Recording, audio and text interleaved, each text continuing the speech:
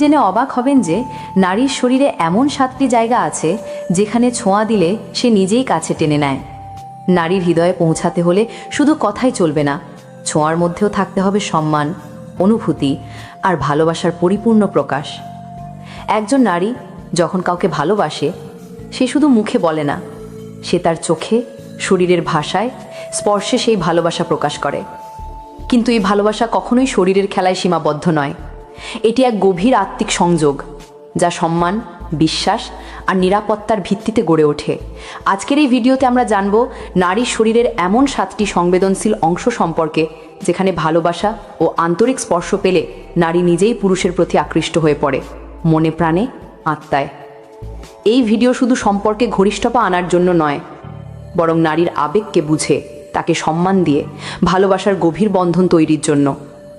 যদি আপনি সত্যিই একজন নারীর হৃদয় জয় করতে চান, তাহলে এই 7টি পয়েন্ট জানা আপনার জন্য অপরিহার্য। আসুন ভালোবাসাকে নতুনভাবে উপলব্ধি করি, যেখানে শরীর নয়, স্পর্শের মধ্যে মিশে থাকে এক জীবনের প্রতিশ্রুতি। ঘাড়, নেক। কখনো কি নারীর ঘাড়ে হালকা করে চুল সরিয়ে হাত ছুঁয়েছ? জানো এই স্পর্শ কতটা গভীর হতে পারে? কেবল একটুখানি স্পর্শেই কি একজন নারী কেঁপে উঠতে পারে? নারীর ঘাড় একটা রহস্যময় অনুভবের দরজা। এটা কেবল শরীরের অংশ না, এটা বিশ্বাসের এক মন্দির।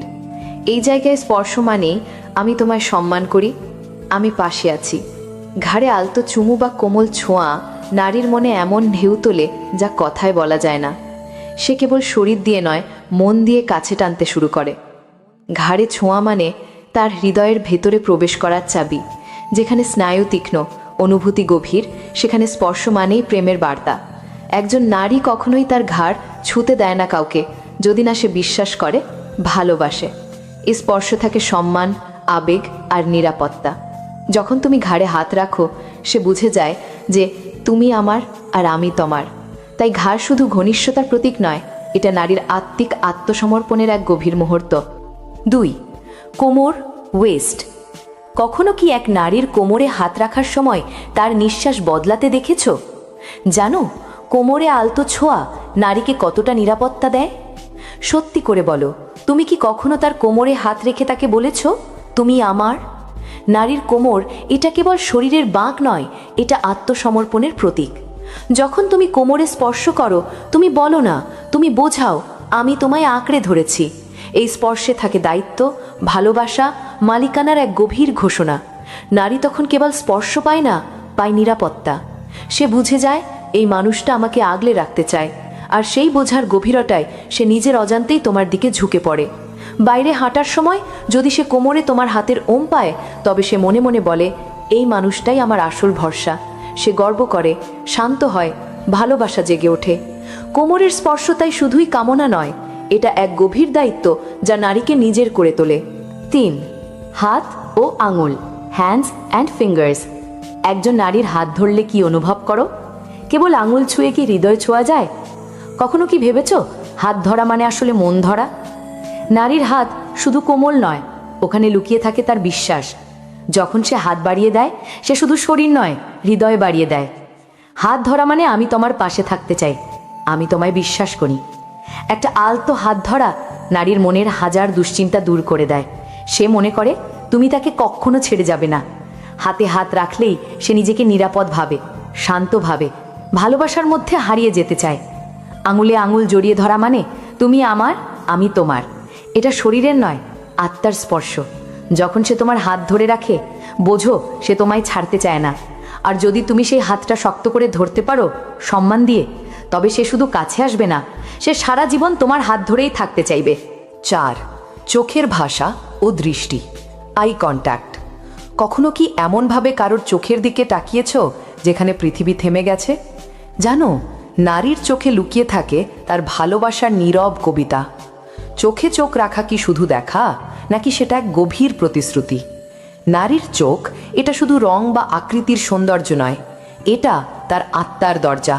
তুমি যদি তার চোখে গভীরভাবে তাকাতে পারো, তাহলে তুমি তার ভেতরের আবেগ, ভয়, ভালোবাসা সব দেখতে পাবে। চোখে চোখ রাখা মানে তুমি একা নও, আমি তোমাকে বুঝতে চাই। এই দৃষ্টিতে থাকে এক ধরনের শব্দহীন স্পর্শ, যা নারীর হৃদয়কে নাড়িয়ে দেয়। অনেক নারী কথা বলতে পারে না, কিন্তু চোখে সে বলে দেয়, আমি তোমাকে ভালোবাসি, আমি তোমায় চাই, আমি তোমার ভিতরে নিরাপদ।